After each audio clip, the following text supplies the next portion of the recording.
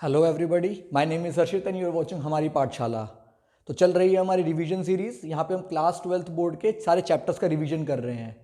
I have already uploaded the video solid state. अगर आपने वो नहीं देखा है तो डिस्क्रिप्शन में मिलेगा आपको लिंक, आप देख सकते हैं। आज का टॉपिक है हमारा सोल्यूशंस क्लास 12th केमिस्ट्री का। सबसे पहले हमें जानना सोल्यूशंस होता क्या है। जब भी आप दो या दो से ज़्यादा चीज़ों को मिलाते हो तो वो बनाता है mixture. Not a solution friends, mixture. दो या दो से ज़्यादा कंपोनेंट को मिलाओगे तो वो बनाएगा मिक्सचर। मिक्सचर अगेन दो टाइप का होगा, होमोजीनियस, हेट्रोजीनियस। तो आपने दो चीज़ों को मिलाया और वो ढंग से मिल गए, घुल गए, तो उसको मैं बोलूँगा होमोजीनियस मिक्सचर। और होमोजीनियस मिक्सचर को मैं बोलूँगा सोल्यूशन। दो चीज़ों को आपने मिलाया, वो नहीं मिले, आपस में नहीं घुले, उसको मैं बोलूँगा हेट्रोजीनियस मिक्सचर। तो सोल्यूशन हेट्रोजीनियस मिक्सचर नहीं है। एग्जाम्पल देता हूँ, आपने नमक को पानी में मिलाया, NaCl इन वाटर, तो ढंग से घुल गया वो, तो वो होमोजीनियस मिक्सचर बना, उसको मैं सोल्यूशन बोल सकता हूँ। आपने सैंड को पानी में मिलाया, वो ढंग से नहीं मिला, that is a heterogeneous mixture. So यहाँ पे मैं होमोजीनियस मिक्सचर की बात करता हूँ। सोल्यूशन क्या है, what is solution? Homogeneous mixture of two or more then two components. दो या दो से ज़्यादा चीज़ों को मिलाओगे और वो होमोजीनियसली मिक्स हो जाएंगी, मैं उसको बोलूँगा सोल्यूशन। ओके, सोल्यूशंस के अंदर दो कंपोनेंट्स होते हैं, एक को बोलता हूँ मैं सॉल्यूट, एक को बोलता हूँ मैं सॉल्वेंट। सर क्या होता है सॉल्यूट और सॉल्वेंट का मतलब? जो भी चीज़ कम मात्रा में है, whatever is in smaller proportion is called a solute. कम मात्रा वाला सॉल्यूट, ज़्यादा मात्रा वाला, ज़्यादा प्रोपोर्शन वाला इज सॉल्वेंट। एक तो ये डेफिनेशन हुई सॉल्यूट सॉल्वेंट की। दूसरी, आप जो भी चीज़ मिला रहे हो वो सॉल्यूट है, जिसमें मिला रहे हो वो सॉल्वेंट है। न्यूमेरिकल में आपको कभी बताएगा नहीं ये सॉल्यूट है ये सॉल्वेंट है, तो आपको खुद फिगर आउट करना होगा। जो चीज़ मिला रहा हूँ वो सॉल्यूट है, जिसमें मिला रहा हूँ वो सॉल्वेंट है। अब इंपॉर्टेंट पॉइंट यहाँ पे है हमारा कंसंट्रेशन। कंसंट्रेशन क्या होता है? तो जब भी हम केमिस्ट्री लैब में जाते हैं हम सुनते हैं कंसंट्रेटेड एसिड है, ये डाइल्यूटेड एसिड है। तो कंसंट्रेशन वर्ड का मतलब क्या है? कंसंट्रेशन वर्ड का मतलब यहाँ पे क्या हुआ? फॉर एग्जांपल, आपने एक एसिड लिया HCl, इतना HCl है, उसमें आपने बहुत सारा पानी मिला दिया, तो पानी मिला क्या कर रहे हो? उसको डाइल्यूट कर रहे हो। तो पूरे सोल्यूशन में HCl और वाटर, सोल्यूशन हुआ दो लिक्विड का, उसमें HCl का कितना पार्ट है? तो part of HCl upon total part of solution, वो हुआ हमारा कंसंट्रेशन। तो कंसंट्रेशन डेफिनेशन क्या है हमारा? अमाउंट ऑफ कंपोनेंट जिसकी आप कंसंट्रेशन निकाल रहे हो अपॉन अमाउंट ऑफ सोल्यूशन, पूरे सोल्यूशन का अमाउंट। ओके, नो कंसंट्रेशन बहुत टाइप से हम निकाल सकते हैं। Weight by weight, mole fraction, molarity, ppm, parts पर मिलियन बोलते हैं इसको, या volume by volume, mass per unit volume, या मोलैरिटी। सर ये इनको आपने अलग अलग बॉक्स में क्यों रखा है? ये मास से रिलेटेड है। ये किससे रिलेटेड है? हमारा मास से। ये किससे रिलेटेड है? हमारा वॉल्यूम से। तो ये जो बॉक्स में मैंने रखा है ये वॉल्यूम से रिलेटेड है, ये हमारा मास से रिलेटेड है। और इंपॉर्टेंट पॉइंट क्या है फ्रेंड्स, कि वॉल्यूम हमारा टेम्परेचर डिपेंडेंट होता है। Volume is always temperature dependent. तो टेम्परेचर के चेंज करने से वॉल्यूम चेंज होता है। तो ये तीनों क्वांटिटी हमारी टेम्परेचर डिपेंडेंट है। और जबकि मैं मास की बात कर रहा हूँ यहाँ पे, मास टेम्परेचर पर डिपेंड नहीं करता, तो ये तीनों क्वांटिटी हमारी टेम्परेचर इंडिपेंडेंट है। तो कंसंट्रेशन दो टाइप में मैंने डिवाइड कर दी, temperature dependent concentrations, temperature independent concentrations. Okay, yes sir, this is clear now. अब हम टेम्परेचर डिपेंडेंट कंसंट्रेशन पे एक एक करके सारों को पढ़ेंगे। ठीक है, हमने पहले स्टार्ट किया मास परसेंट। मास परसेंट का मतलब क्या हुआ? तो मास परसेंट का मतलब हो वेट ऑफ कंपोनेंट या mass of component upon total mass of solution. मैंने NaCl लिया वाटर में, तो कितना परसेंटेज लिया उसका मास का? तो NaCl कितना है अपॉन टोटल सॉल्यूशन का मास कितना है? तो ये हुआ मास परसेंट। वॉल्यूम परसेंट की बात करूंगा तो क्या हुआ? अब NaCl का वॉल्यूम, अब मैं वॉल्यूम में ले लूंगा, तो वॉल्यूम ऑफ कंपोनेंट, उस कंपोनेंट का volume upon total volume solution, क्या बोलूंगा उसको मैं? Volume percent. Now ppm, parts पर मिलियन। अगर मेरे पास कोई कंपोनेंट बहुत स्मॉल प्रोपोर्शन में है, सोल्यूशन बहुत ज़्यादा, वो कंपोनेंट बहुत कम, तो उसकी कंसंट्रेशन मैं निकालूंगा ppm से। ppm इज पार्ट्स पर मिलियन। तो कितने कंपोनेंट है? नंबर ऑफ कंपोनेंट जो कि बहुत कम है, upon total number of components. ये कंपोनेंट है जो जिसका मुझे कंसंट्रेशन निकालना है, अपन पूरे सॉल्यूशन का कंपोनेंट्स इंटू 10 की पावर 6। 10 की पावर 6 का मतलब 1 मिलियन। ओके, तो इससे आप निकल जाएगा ppm। नाउ अब हमें पढ़ना है मोल फ्रैक्शन। तो मोल फ्रैक्शन को पढ़ने से पहले बहुत सारे बच्चों को क्लियर ही नहीं है मोल क्या होता है। तो पहले हम जानते हैं मोल क्या होता है। तो मोल का मतलब क्या होता है? जैसे आपको पता है एक डजन, 1 डजन का मतलब 12। कभी मैंने बोला एक डजन बनाना, तो उसका मतलब 12 बनाना। अगर मैं बोलूंगा 1 मोल, 1 मोल का मतलब होता है एवोगैड्रो नंबर, मतलब 6.022 इंटू 10 की पावर 23। तो 1 मोल पेन, इसका मतलब हाउ मेनी पेन्स? 6.022 इंटू 10 की power 23। 1 mole ball, how many balls? 6.022 into 10 की पावर 23। तो आपको मोल निकालना है, तो एक फॉर्मूला आ गया, number of particles upon Avogadro number. मुझे किसी चीज के मोल्स निकालने हैं, कैसे निकालूंगा मैं?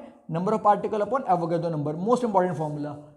देन एक और फॉर्मूला है मोल का, given mass upon molar mass, given mass upon molar mass. Given mass किसी चीज़ का कितना मास है, NaCl 30 ग्राम है, 40 ग्राम है, 50 ग्राम, कितना आपने उसका अमाउंट लिया है, तो गिवन मास अपन मोलर मास, और molar mass we already know, वो कैलकुलेट कर लेंगे हम। तो मोल का फॉर्मूला क्या हुआ, given mass upon molar mass. Okay, तो अब हम बात कर रहे हैं मोल फ्रैक्शन की। मोल फ्रैक्शन का सिंबल क्या है यहाँ पे, काई, ये सिंबल है हमारा काई। तो मैंने एक सोल्यूशन लिया यहाँ पे, ए और बी इसमें कंपोनेंट्स हैं, सोल्यूशन लिए ए और बी कंपोनेंट्स हैं।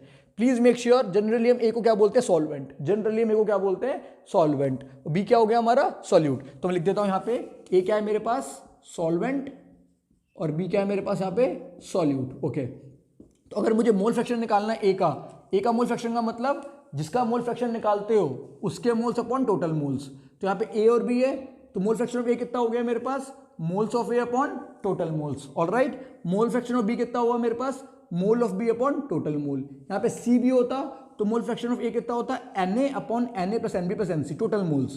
तो एन का सी कितना हो जाता, mole of C Nc upon total moles. Okay, और एक बात यहाँ पे बहुत इंपॉर्टेंट है, एक सोल्यूशन के अंदर जितने कंपोनेंट होते हैं, एक सोल्यूशन के अंदर जितने कंपोनेंट होते हैं सबका मोल फ्रैक्शन का सम आता है ऑलवेज 1। जैसे यहाँ पे ए और बी था, तो ए का मोल फ्रैक्शन प्लस बी का मोल फ्रैक्शन इक्वल्स टू 1। यहाँ पे ए बी सी होता तो मैं बोलता chi A plus chi B plus chi C equals to 1। And since this is a fraction, ये एक फ्रैक्शन है, मोल फ्रैक्शन है, तो मोल्स अपॉन मोल्स यूनिट नहीं होगी, दैट इज यूनिटलेस। तो mole fraction is always a unitless quantity. Okay, now we have two important terms, one is molarity, other one is molality. समझेंगे, इसका formula derive करेंगे हम अपने आप। मोलैरिटी का मतलब कैपिटल एम, पहले सिंबल क्या है, कैपिटल एम। मोलैलिटी का सिंबल स्मॉल एम, आप स्मॉल एम कहीं देखते हो उसका मतलब मोलैलिटी, आप कैपिटल एम का देखते हो उसका मतलब मोलैरिटी। मोलैरिटी का मतलब क्या है हमारे पास, number of mole of solute dissolve per litre of solution. एक सोल्यूशन के अंदर, 1 लीटर सोल्यूशन के अंदर कितने मोल डिसॉल्व हैं, तो आपको सोल्यूशन को फिक्स लेना है, 1 लीटर कितने मोल डिसॉल्व होंगे सोल्यूट के, वो हमारा क्या होगा, मोलैरिटी। सर फॉर्मूला कैसे हुआ, तो मोलैरिटी का मतलब मोल्स ऑफ सोल्यूट, सोल्यूट क्या है हमारा बी, तो बी को मैं सोल्यूट बोल रहा हूँ NB, तो this is mole of solute NB upon volume of solution, volume solution इसमें लिया मैंने, लीटर में लिया है। ओके, तो मोल सोल्यूट कितना हुआ हमारे पास NB, मोल का formula given by my molar mass, given mass is how much WB, molar mass is MB। Given mass को W से दिखाते हैं और मोलर मास को हम कैपिटल M से दिखाते हैं, this is WB upon MB। Volume का जो वॉल्यूम है वो लीटर में दे रखा है, पर न्यूमेरिकल में आप देखोगे वॉल्यूम मिलीलीटर में गिवन होगा, तो मिलीलीटर से लीटर को डिवाइड करने, लीटर में बनाने 1000 से करेंगे डिवाइड, तो आगे वॉल्यूम मिलीलीटर में अपॉन 1000। तो ये फॉर्मूला हम देखते हैं बुक्स में, हमें समझ में नहीं आता sir WB by MB into 1000 by volume कहाँ से आया। फॉर्मूला ये याद नहीं करना, आपको ये बेसिक याद रखना है, मोल्स ऑफ सोल्यूट, सोल्यूट है तो बी बताया था मैंने, बी सोल्यूट होगा, मोल of solute upon volume of solution in litre, solution का वॉल्यूम होगा लीटर में, ठीक है। तो WB by MB 2000 by volume, ये हो गई हमारी मोलैरिटी। यूनिट क्या होगी, मोल्स अपॉन वॉल्यूम, तो मोल per litre, unit is mole per litre. Now we have molality, molality क्या होगा हमारे पास, सेम कंसंट्रेशन की टर्म है, वो भी number of moles of solute dissolve per KG of solvent, solvent का पर केजी, यहाँ पे सोल्यूशन का वॉल्यूम ले रहे हैं, यहाँ पे सॉल्वेंट का मास ले रहे हैं, ये इंपॉर्टेंट है प्लीज। तो स्मॉल है मोलैलिटी, मोल्स ऑफ सोल्यूट का मतलब NB Na, moles of solute का मतलब NB, यहाँ पे this is NB, okay this is NB, moles of solute NB upon mass of solvent WA, solvent है तो A हो गया पर केजी में, मोल का formula NB WB by MB into mass of solvent KG में, और ग्राम में गिवन होगा 1000 से कर देंगे डिवाइड, यूनिट क्या आएगी मोल पर केजी, दिस इज मोलैलिटी। यहाँ पे बहुत इंपॉर्टेंट पॉइंट है हमारा कि हमारा जो ये मोलैरिटी से मोलैलिटी कन्वर्ट करनी हो, मोलैलिटी से मोलैलिटी कन्वर्ट करनी हो, तो यहाँ पे हमारे फॉर्मूला है बहुत important, density, density equals to mass upon volume. तो ध्यान रखना friends, density is always of solution, ये डेंसिटी किसकी है, सोल्यूशन की। तो यहाँ पे टोटल मास सोल्यूशन का आएगा, वॉल्यूम सोल्यूशन का आएगा, तो मैं डेंसिटी निकाल पाऊंगा सोल्यूशन की। ओके, हेलो गाइस, तो next topic is solubility. What is solubility, solubility एक रेफरेंस टर्म है। सॉल्युबिलिटी का मतलब क्या होता है, सॉल्यूबल एबिलिटी, डिसॉल्व होने की एबिलिटी।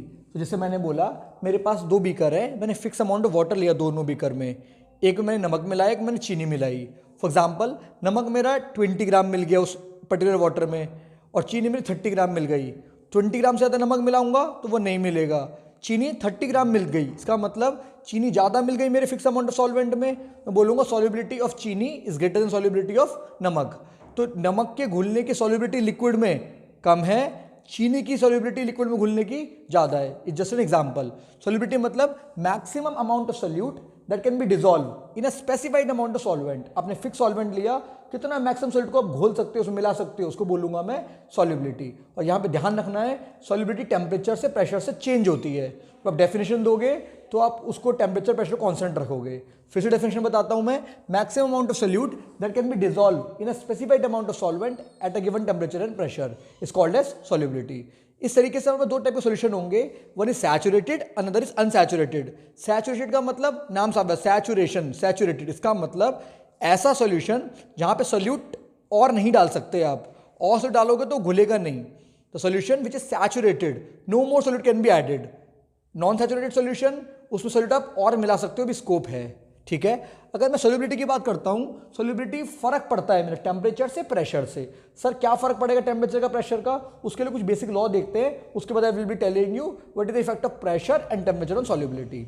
सबसे पहले मेरे पास कैसे सोल्यूशन बनेगा, मेरे पास सोल्यूट है, सॉल्वेंट है, दोनों को मिलाऊंगा, I will get my solution. For example solute को मैंने बोला बी, सोल्यूट को मैं बी बोल के चल रहा हूँ, सॉल्वेंट को मैं ए बोल के चल रहा हूँ, तो ए की बॉन्डिंग है, बी की बॉन्डिंग है, दोनों की रिएक्शन करवाई मैंने, इससे मेरा मिला A B. This is the sign of a reversible reaction. A B मिलाने से ए बी बन रहा है, तो फॉरवर्ड डायरेक्शन में रिएक्शन हो रही है, इसको बोलूंगा मैं डिसोल्यूशन। क्या बोलूंगा? डिसोल्यूशन। ए बी बन गया। रिएक्शन बैकवर्ड भी होगी, सॉल्यूशन वापस से सॉल्यूट और सॉल्वेंट भी बना रहा होगा, उसको बोलूंगा मैं क्रिस्टलाइजेशन। दोनों टाइप से रिएक्शन होगी। तो अगर मुझे एक डायरेक्शन में रिएक्शन को बढ़वाना है तो मुझे क्या पढ़ना पड़ेगा? लीचेटरल प्रिंसिपल। इक्विलिब्रियम में पढ़ा है हमने लीचेटरल प्रिंसिपल। तो यहाँ मैं अगर टेम्परेचर का फैक्ट देखूंगा तो अकॉर्डिंग टू लीचेटरल प्रिंसिपल, अगर मेरा रिएक्शन एंडोथर्मिक है, एंडोथर्मिक का मतलब है जहां पे आपको हीट देनी पड़ेगी, तो डेल्टा एच क्या होगा हमारा? पॉजिटिव, आपको हीट देनी पड़ेगी। Solubility will increase with temperature, आप टेम्परेचर बढ़ाते जाओ, सॉल्युबिलिटी बढ़ती जाएगी। बट ऐसी रिएक्शन जहां पे सॉल्यूशन बनाने से मेरे को एंडोथर्मिक एक्सोथर्मिक रिएक्शन है, जहां पे मुझे हीट मिल रही है, दो चीजों को मिलाया, सॉल्यूशन तो बना पर मुझे हीट मिल रही है, हीट मुझे मिलेगी तो डेल्टा एच क्या हो गया? नेगेटिव। डेल्टा एच क्या हो गया? नेगेटिव। वहां पे सॉल्युबिलिटी डिक्रीज होगी टेम्परेचर से। इसका मोस्ट कॉमन एग्जांपल है हमारा गैस इन वाटर। मान लो मैं ऑक्सीजन को अगर मिलाता हूं वाटर में, फॉर एग्जाम्पल अगर मैं ऑक्सीजन को वाटर में डिसॉल्व करता हूं तो टेम्परेचर के बढ़ाने से सॉल्युबिलिटी क्या होती है? डिक्रीज। आपने क्वेश्चन देखा होगा कि जो एक्वाटिक स्पीशीज होती है वो कोल्ड वाटर में ज्यादा कंफर्टेबल होती है rather than hot water. Hot water का टेम्परेचर बढ़ गया, टेम्परेचर बढ़ गया, सॉल्युबिलिटी क्या हो गई? डिक्रीज हो गई। तो ऑक्सीजन की सॉल्युबिलिटी उनके ब्लड में डिक्रीज हो जाती है, इसीलिए कम टेम्परेचर पे सॉल्युबिलिटी सही रहती है, इसलिए वो they are very comfortable in cold species. ठीक है सर, सॉल्युबिलिटी की बात कर रहा हूं मैं, टेम्परेचर की, प्रेशर की। सबसे पहला क्वेश्चन मेरे दिमाग में आना चाहिए, किस चीज की सॉल्युबिलिटी किस में? तो अगर मैं सॉल्यूशन चैप्टर पढ़ रहा हूं तो मैं लिक्विड मेरा फिक्स सॉल्वेंट हो गया, solute can be solid, liquid, gas. तो सॉलिड की सॉल्युबिलिटी लिक्विड में बात अगर मैं करूंगा तो मेरा अलग डिस्कशन होगा, सॉलिड लिक्विड की सॉल्युबिलिटी लिक्विड में बात करूंगा मेरा अलग डिस्कशन होगा, गैस की सॉल्युबिलिटी अगर मैं लिक्विड में बात करूंगा मेरा अलग डिस्कशन होगा। तो इफेक्ट ऑफ टेम्परेचर तो मैंने आपको यहां से बता दिया, रिएक्शन एंडोथर्मिक है तो क्या होने वाला है, एक्सोथर्मिक है तो क्या होने वाला है। प्रेशर का इफेक्ट क्या होगा? तो अगर मैं सॉलिड की सॉल्युबिलिटी लिक्विड में बात कर रहा हूं मैं, तो प्रेशर कोई भी इफेक्ट नहीं होगा। Pressure has no significant effect on solid. Solid के ऊपर प्रेशर लगाने से ज्यादा फर्क नहीं पड़ता। गैस होगी, हाँ फर्क पड़ सकता है।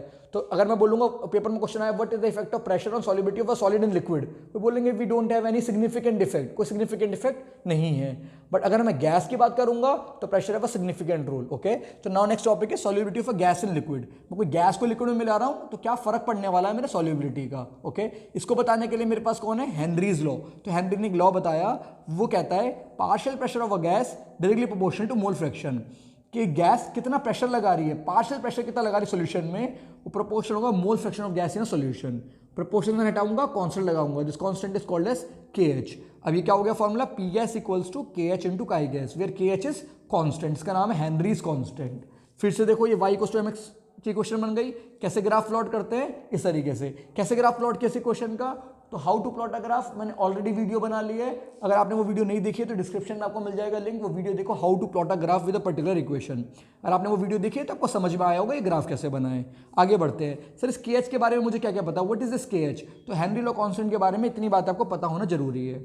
आपको पता है मोल फ्रैक्शन यूनिट क्या होती है? यूनिटलेस। अभी देखा है हमने, यूनिटलेस। तो KH की यूनिट क्या होगी? जो प्रेशर की होगी, है ना। प्रिंसिपल होमोजेनिटी कहती है कि जो यूनिट LHS की होती है वही टोटल RHS की होती है।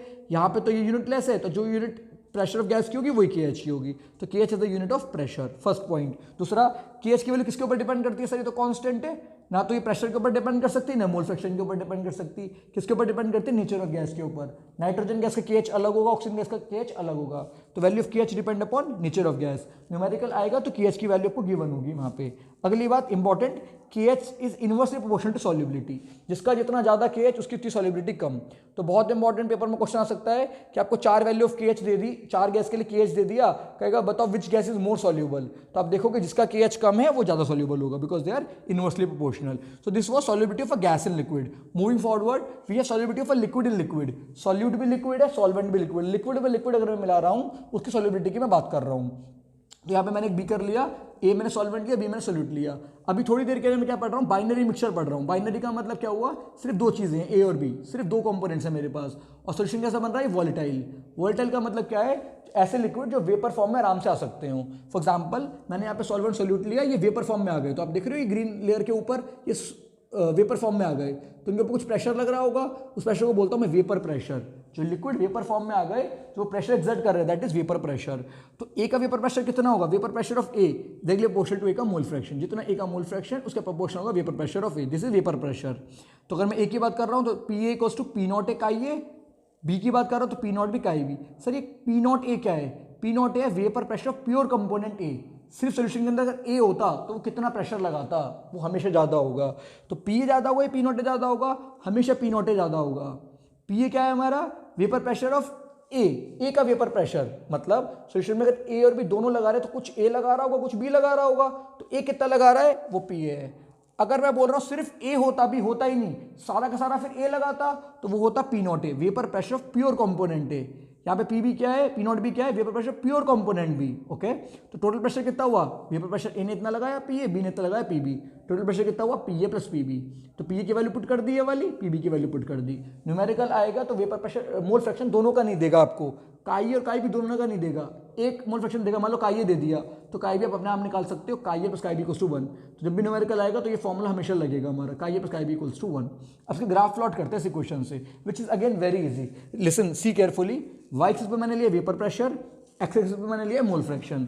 इस इक्वेशन ग्राफ बना रहा हूँ, बहुत कंफ्यूजन होती है बच्चों को, ये कंफ्यूजन दूर करते हैं। ठीक है, मुझे पता है chi A plus chi B equals to 1 है। ओके, तो मैंने टाइम बीइंग के लिए काई ए को 1 बोल दिया, काई ए को मैं 1 से 0 तक लेके आऊँगा, काई बी को मैं 0 से 1 तक लेके आऊँगा। ए क्या था मेरा सॉल्वेंट, मान लो सिर्फ सॉल्वेंट है, अभी सॉल्यूट नहीं मिलाया, मैंने सॉल्यूट नहीं मिलाया, तो मोल फ्रैक्शन ऑफ ए कितना होगा, हमेशा 100% होगा, मैक्सिमम होगा। तो काई ए कितना हुआ मेरा 1। जब काई ए 1 है, ये 1 है, काई बी कितना हुआ मेरा 0, काई बी कितना हुआ मेरा 0। काई ए 1 काई बी 0, इस क्वेश्चन में आ जाओ, काई A 1 chi B 0, what is total pressure P not A. तो कितना हुआ vapour pressure P not A, chi A 1 chi B 0, put किया काई A 1 chi B 0, total pressure is how much P not A. ये आ गया मेरा P not ए। जैसे जैसे अब मैं आगे बढ़ रहा हूँ, इसको मैं 0.9 रखूंगा तो 0.1 हो जाएगा, 0.8 रखूंगा 0.2 हो जाएगा, यस और नो। तो जैसे जैसे मेरा ए बढ़ रहा है, अब ए कम हो रहा है, सॉरी ए कम हो रहा है, तो टोटल प्रेशर का क्या होगा, कम होगा। देखो ये कम होता हुआ दिख रहा है रेड से आपको, मोल फ्रैक्शन ऑफ ए कम हो रहा है, ए कम हो रहा है, तो पी प्रेशर ऑफ ए कम होता दिख रहा है आपको, यस और नो, यस सर। बी को देखो, बी काई बी 0 है, काई बी अगर 0 हुआ, काई बी 0 है, ओके काई बी 0 है, काई बी 0 हो गया अगर मेरा, तो प्रेशर ऑफ बी कितना हुआ 0 हो गया। धीरे धीरे काई बी बढ़ रहा है, काई बी बढ़ेगा तो काई ए कम होगा, तो काई बी बढ़ेगा तो प्रेशर बी का बढ़ेगा, यस और नो, पी नॉट बी। इस पॉइंट पे मैं ऐसा आ गया जहाँ पे काई ए 0 हो गया, काई बी 1 हो गया, काई बी अगर 1 हो गया तो प्रेशर टोटल कितना हुआ, ये काई ए 0 खत्म, ये 1 हो गया, तो पी नॉट बी, ये हो गया मेरा पी नॉट बी। तो ये ग्राफ किसके लिए हो गया, प्रेशर ऑफ बी के लिए। तो ये ए के लिए, ये बी के लिए, इन दोनों का ये पॉइंट आया, इसको मैंने ज्वाइन कर दिया, this is total pressure, this is total pressure. तो ये है हमारा राउल्ट्स लॉ। पेपर में बोलता है draw graph of Raoult's law, this is a graph of Raoult's law. Okay, so हमने पढ़ लिया solution liquid in liquid. Now liquid in liquid solution के हमारे पास 2 टाइप होते हैं, आइडियल सोल्यूशन और non ideal solution. Ideal solution क्या है, नाम में ही है इसका ideal, the solution which obey Raoult's law over entire range of concentration. Concentration की हर रेंज पे राउल्ट्स लॉ को ओबे करने वाला सोल्यूशन को बोलूंगा मैं आइडियल। तो नहीं करता हर कंसंट्रेशन की रेंज पे राउल्ट्स लॉ को follow, that is non ideal. अगर सोल्यूशन आइडियल है तो राउल्ट्स लॉ फॉलो होगा, इसका मतलब P A will be equals to P not A chi A. यहाँ पे क्या एंथैल्पी ऑफ मिक्सिंग, जैसे आप सॉल्यूट पे सॉल्वेंट से सोल्यूशन बना रहे हो तो जो एनर्जी में चेंज आएगा, एंथैल्पी में चेंज, वो कुछ नहीं होगा। चेंज इन एंथैल्पी मिक्स करने में 0 आएगी, वॉल्यूम में चेंज मिक्स करने में 0 आएगा, और जो ए सॉल्यूट बीबी और सॉल्वेंट ए का जो इंटरेक्शन होगा वही इंटरेक्शन ए बी का भी होगा। तो अगर ये सारी चीज़ें फॉलो होती हैं तो मैं बोलूँगा राउल्ट्स लॉ अच्छे से फॉलो हुआ है, that is my ideal solution.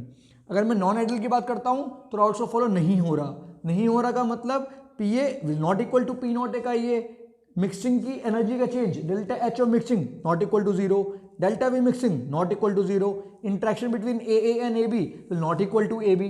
Sir अगर ये बराबर नहीं है तो दो केस बनेंगे मेरे पास, या तो पी ए ज़्यादा होगा या कम होगा। तो इसलिए नॉन आइडियल को फर्दर मैंने 2 पार्ट्स में डिवाइड कर दिया, पॉजिटिव में और नेगेटिव में, बराबर नहीं है। अगले यहाँ वहाँ पे इंपॉर्टेंट क्या है हमारा एग्जाम्पल, आइडियल सोल्यूशन का एग्जाम्पल क्या है, NaCl प्लस N-हेप्टेन। एक एग्जाम्पल ये रहा तो CCl4 और SaCl4, ये बहुत इंपॉर्टेंट है, पेपर में क्वेश्चन पूछता है आपसे what is example of ideal solution, तो please remember this data. Example of non ideal, अब नॉन आइडियल एग्जाम्पल सर आपने कहीं लिखा नहीं है, अरे नॉन आइडियल का सोल्यूशन मतलब क्या, वो लॉट्स ऑफ फॉलो नहीं करता, वो दो टाइप के हैं, पॉजिटिव और नेगेटिव। तो ये जो एग्जाम्पल है पॉजिटिव और नेगेटिव का, ये दोनों एग्जाम्पल नॉन आइडियल में तो होंगे ही होंगे, तो नॉन आइडियल में कुछ ऐसा हो गया, ठीक है। तो लॉट्स ऑफ फॉलो नहीं कर रहा, दो पॉसिबिलिटी, या तो ग्रेटर होगा या स्मॉलर होगा, उस बेस पर मैंने नॉन आइडियल को दो पार्ट में डिवाइड कर दिया, पॉजिटिव डेविएशन और नेगेटिव डेविएशन। पॉजिटिव डेविएशन में क्या हुआ, सब पॉजिटिव आ गया, याद करने का तरीका सब कुछ क्या आ गया, पॉजिटिव। यहाँ पे ये मैंने थोड़ा गलत लिख दिया, this is also positive, okay, ये भी क्या होगा हमारे पास, पॉजिटिव। सब पॉजिटिव का मतलब इंट्रैक्शन ऑफ ए और ए बी ज़्यादा होगी ए बी के इंट्रैक्शन से, प्रेशर ऑफ वेपर प्रेशर ए का ज़्यादा होगा पी नॉट ए का आई ए से, एंथैल्पी ऑफ मिक्सिंग, मिक्स करने में जो एंथैल्पी का चेंज होगा वो भी पॉजिटिव, वॉल्यूम का चेंज भी पॉजिटिव। एग्जाम्पल बहुत इंपॉर्टेंट है, प्लीज याद रखना, इथेनॉल प्लस NHCl, CCl4 और C6H6, okay. Now negative deviation की बात करता हूँ, अगर मैं सब कुछ नेगेटिव होगा, देखो कम कम कम नेगेटिव हो रहा है, तो ए और ए बी का interaction is less than A B, partial pressure of A, sorry vapour pressure of A which is less than equal to P not A का ये, एंथैल्पी की mixing less than zero, volume की mixing less than zero. Again इसके examples हैं, ये भी बहुत important है। अगर मुझे वो बोलता ग्राफ बनाओ पॉजिटिव डेविएशन का, नेगेटिव डेविएशन कैसे बनाऊंगा मैं, तो अपने राउट्स ग्राफ देखा था अभी, राउट्स ग्राफ बना लिया पहले मैंने, जो रेड में है, अभी थोड़ी देर के लिए ब्लू को ग्रीन को भूल जाओ, जो रेड में ग्राफ बना है वो राउट्स का ग्राफ है, routes of perfect routes law, उसका मतलब आइडियल सॉल्यूशन। अगर आपसे बोलता है आइडियल सॉल्यूशन का ग्राफ बनाओ, तो आइडियल सॉल्यूशन ग्राफ क्या हो गया, रेड वाला जो राउट्स लॉ का ग्राफ था। पॉजिटिव डेविएशन की अगर बात करता हूं तो रेड से थोड़ा ऊपर ऊपर जाएगा, जो डॉटेड में वो ग्रीन लाइन दिख रही है, ग्रीन वाली, सिर्फ ग्रीन वाली लाइन जो दिख रही है आपको, थोड़ा ऊपर से जाएगा, दैट इज पॉजिटिव डेविएशन।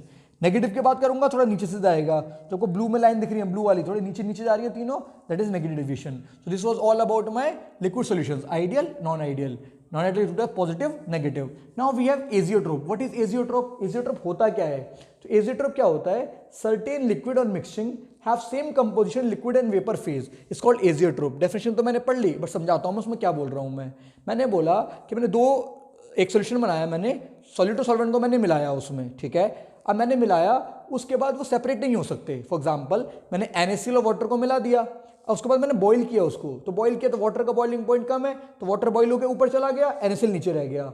ऐसा नहीं होता एजियोट्रोप में। एजियोट्रोप में क्या होता है, एक बार दोनों चीजें मिल गई तो वो दोनों कंपोजिशन अभी लिक्विड फेज में है, सेम रहेगा, जब वो उड़ के वेपर फेज में जाएंगे, बॉयल होंगे, तो दोनों सेम फेज में जाएंगे, उसको बोलूंगा मैं एजियोट्रोप। एक कांस्टेंट बॉइलिंग पॉइंट होगा, उस बॉइलिंग पॉइंट पे जो कंपोजिशन लिक्विड फेज में था वो इनका वेपर फेज में रहेगा, उसको मैं बोलता हूं एजियोट्रोप्स। और एजियोट्रोप्स हमेशा नॉन आइडियल होते हैं, हमेशा क्या होते हैं, नॉन आइडियल। तो solution which have same composition in liquid as well as vapour phase is called azeotropes. ध्यान रखना when boil at constant temperature, which is very very important, constant boiling point होना चाहिए इसका। Azeotrope are again divided to types, minimum boiling azeotrope, maximum boiling azeotrope. तो मैंने बताया था non ideal है, नॉन आइडियल है तो ये पॉजिटिव डेविएशन शो कर सकते हैं या फिर नेगेटिव डेविएशन शो कर सकते हैं। तो जो ज़्यादा पॉजिटिव दिखाएगा उसको बोलूंगा मिनिमम बॉइलिंग एजियोट्रोप, ज़्यादा नेगेटिव दिखाएगा उसको बोलूंगा मैं मैक्सिमम बॉइलिंग एजियोट्रोप। ज़्यादा पॉजिटिव दिखा रहा है तो मिनिमम बॉइलिंग, ज़्यादा नेगेटिव दिखा रहा है तो मैक्सिमम बॉइलिंग। इसके एग्जाम्पल्स ये है, इसके एग्जाम्पल्स आर रियली इंपॉर्टेंट, तो please remember the examples, okay. Now एक टॉपिक मेरा छूट गया था हेनरीज लॉज में, हेनरी लॉ की एप्लीकेशन। तो हमने हेनरी लॉ जो पढ़ा था उसकी एप्लीकेशंस क्या है। पहली एप्लीकेशन है cold drink bottles are sealed under high pressure. जो कोल्ड ड्रिंक की बॉटल्स होती है वो ज़्यादा प्रेशर में सील करता हूँ, क्यों, प्रेशर बढ़ेगा तो सॉल्युबिलिटी ऑफ अ गैस बढ़ेगी, जो हमारी अमाउंट ऑफ CO2 है वो सॉफ्ट ड्रिंक्स में बढ़ जाएगी उसकी सॉल्युबिलिटी। सेकेंड, एक स्कूबा डाइवर्स जो होते हैं उनके साथ एक प्रॉब्लम होती है, बेंड्स, BENDS प्रॉब्लम होती है, बेंड्स। क्या प्रॉब्लम होती है, स्कूबा डाइविंग जब जो लोग करते हैं, स्कूबा डाइविंग करेंगे तो वो नीचे जाते हैं सरफेस के, जैसे आप नीचे नीचे जाओगे तो क्या बढ़ेगा, प्रेशर बढ़ेगा, सॉल्युबिलिटी बढ़ेगी। तो सॉल्युबिलिटी जो ऑक्सीजन की सॉल्युबिलिटी है वो ब्लड में उनकी बढ़ती है, नाइट्रोजन सॉल्युबिलिटी उनकी बढ़ती है, कोई प्रॉब्लम नहीं जब वो नीचे गए। But when they are coming up, जब वो ऊपर आएंगे वापस से, तो प्रेशर धीरे धीरे क्या होने वाला है, कम होने वाला है। ऊपर आओगे प्रेशर कम होगा, तो कम होगा प्रेशर, सॉल्युबिलिटी कम होगी, ऑक्सीजन तो स्टिल सॉल्यूबल है, तो जो नाइट्रोजन है ब्लड में हमारे वो बाहर निकलने की कोशिश करेगी, सॉल्युबिलिटी उसकी हो रही है कम, जब वो बाहर निकलेगी तो मेडिकल कंडीशन होती है बेंड्स, हमारी बॉडी में एक्सेसिव पेन फील होता है, उसको बोलते हैं बेंड्स। तो स्कूबा डाइवर एक मेडिकल कंडीशन सफर करते हैं बेंड्स, तो वो हेनरी लॉ समझा सकता है उसको। Next we have another application which is called as anoxia. Anoxia क्या होता है, जब आप हाई एल्टीट्यूड्स पे जाते हो, जितना आप ऊपर जाओगे प्रेशर कम होगा, तो when you go to high altitudes आपका प्रेशर कम हो रहा है, तो प्रेशर कम हो रहा है तो solubility of oxygen in blood कम हो रहा है, प्रेशर कम सॉल्युबिलिटी कम, तो ब्लड में ऑक्सीजन की सॉल्युबिलिटी कम हो रही है, उसकी वजह से हमें सांस लेने में थोड़ी प्रॉब्लम होती है, तो उस वजह से हमारी बॉडी काफी वीक फील करती है and we are unable to think, बहुत ज्यादा सोचने समझने की शक्ति थोड़ी चली जाती है। तो it was the application of Henry's law. Okay, next we have is colligative properties. तो क्या होती है colligative properties? Relative lowering in vapour pressure, elevation in boiling point, depression in freezing point and then osmotic pressure. सब आपको ये बताते हैं colligative property ये होती है, बट एक्चुअल में ये तो टाइप हुए कॉलिगेटिव प्रॉपर्टीज के। कॉलिगेटिव प्रॉपर्टी क्या है? तो कॉलिगेटिव प्रॉपर्टी क्या है? Property that depend upon number of solid particle irrespective of their nature.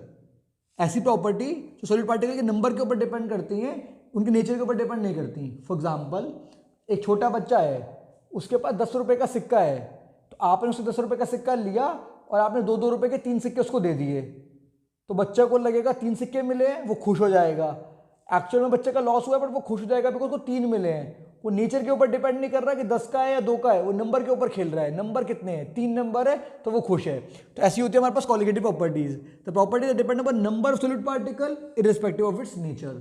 अब ये कितने टाइप की होती है? 4 टाइप की, वो मैंने आपको बता दिया। Now what is the aim? क्यों पढ़ रहे हैं कॉलिगेटिव प्रॉपर्टीज, किस काम में आती है हमारे?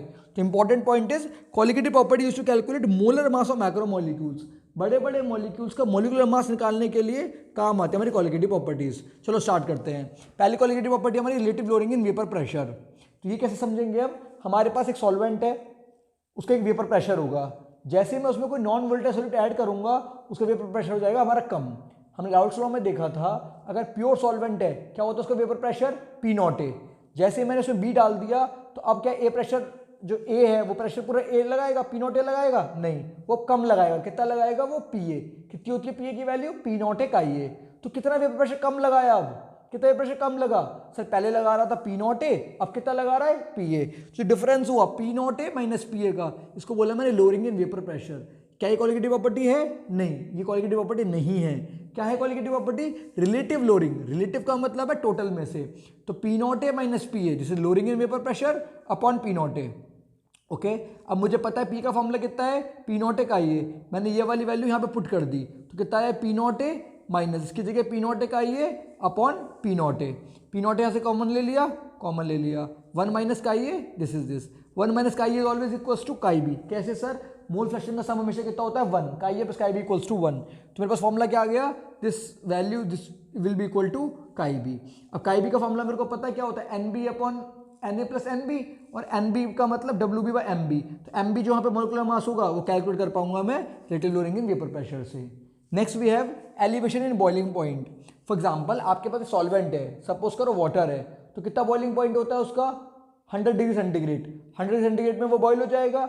आपने उसमें कोई सोल्यूट डाल दिया, फॉर एग्जाम्पल आपने उसमें नमक डाल दिया, NaCl डाल दिया, तो पूरे सोल्यूशन का बॉइलिंग पॉइंट क्या होगा? कुछ बढ़ जाएगा। तो सॉल्वेंट का बॉइलिंग पॉइंट कम था, उसमें सोल्यूट डाल दिया, सोल्यूशन बन गया, उसका बॉइलिंग पॉइंट कुछ बढ़ गया, उसको बोलता हूँ मैं एलिवेशन इन बॉइलिंग पॉइंट। कितना बढ़ गया बॉइलिंग पॉइंट, कैसे पता लगाऊंगा? तो पहले मुझे boiling point of pure solvent का पता होना चाहिए, T0 B। सोल्यूट डाल दिया, सोल्यूशन का बॉइलिंग पॉइंट कितना हुआ? Boiling point of solution, solution का ज्यादा है तो TB माइनस T0 B।